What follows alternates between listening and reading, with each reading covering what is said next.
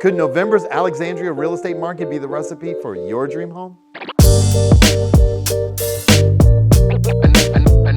Hey there, welcome back to your trusted real estate source. It's me, Melvin Yates in the Flagship Group. Get ready for your monthly real estate update. We've got you covered, whether you're a seasoned pro or new to the real estate game.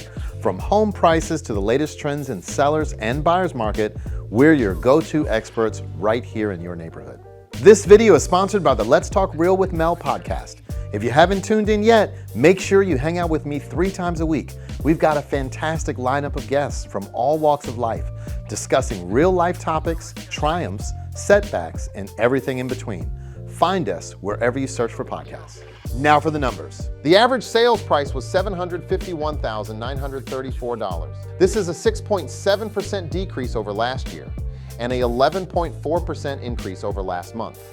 The total sales volume in Alexandria City last month, all added up, was $123 million, and that's up 17.1% over the prior month. The average time it took to find a buyer was 16 days.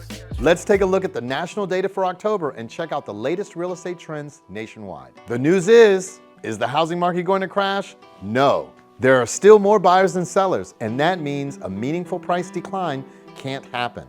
There's just generally not enough supply, says Mark Fleming, chief economist and title insurer for First American Financial Corporation. There are more people than housing inventory. It's Econ 101.